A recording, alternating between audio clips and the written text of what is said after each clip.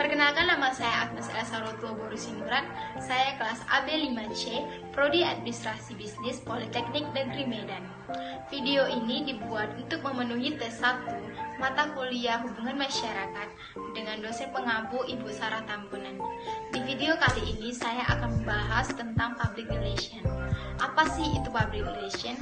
Public relation merupakan suatu jembatan atau penghubung dalam mengatur suatu hubungan antara lembaga dengan publiknya. Public relation juga tidak hanya digunakan pada suatu lembaga, instansi, kelompok, ataupun organisasi. Namun, public relation dapat digunakan untuk diri sendiri ataupun individu. Nah, dari kegiatan public relation itu sendiri juga memiliki tujuan yang bertujuan untuk meningkatkan citra ataupun image dari suatu perusahaan atau individu itu sendiri. Nah, yang kedua itu sejarah perkembangan public relation di dunia maupun di Indonesia. Di dunia sendiri, public relation berkembang selama Perang Dunia Kedua, yaitu di era pada tahun 1930-an dan 1940-an.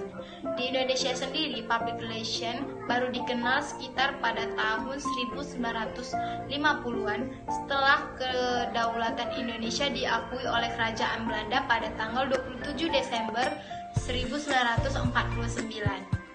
Nah, untuk yang ketiga, apa sih perbedaan dari public relation, marketing, advertising, dan juga sales?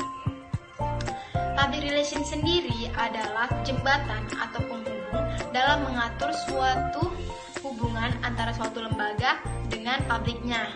Nah, untuk marketing sendiri merupakan proses atau cara yang bertanggung jawab untuk mengetahui atau memuaskan pelanggan demi mencari keuntungan atau laba.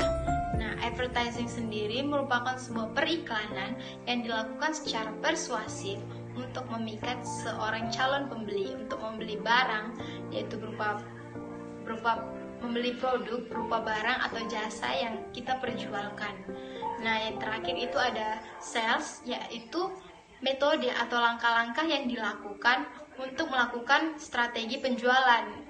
Misalnya itu promosi penjualan seperti memberikan diskon ataupun juga memberikan voucher atau hadiah-hadiah yang lainnya. Nah, yang keempat itu peran dan fungsi dari seorang public relation sendiri. Tentu saja peran dan fungsi ini sangatlah berbeda. Dari peran sendiri itu lebih kepada kedudukan dan juga posisi dari seorang public relation itu sendiri. Misalnya seperti menjadi seorang penasehat, fasilitator komunikasi, fasilitator pemecah masalah, dan juga teknisi komunikasi. Nah, sementara dari fungsi itu sendiri merupakan tugas atau tanggung jawab dari seorang public relation itu sendiri. Misalnya seperti memberikan keterangan kepada masyarakat, melayani keinginan dari publiknya, menciptakan citra, baik itu untuk perusahaan atau dirinya sendiri, terus menangani keluhan, dan masih banyak juga yang lainnya. Nah, untuk yang kelima, yaitu apa yang harus kita miliki untuk menjadi seorang public relation, baik itu dari diri kita sendiri.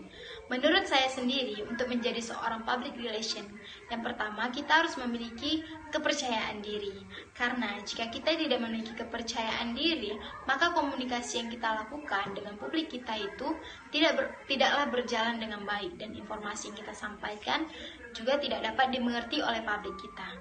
Nah, yang kedua, yaitu komunikasi yang baik. Jika kita memiliki komunikasi yang baik, maka hubungan timbal balik yang kita lakukan dengan publik kita sendiri itu sangatlah baik.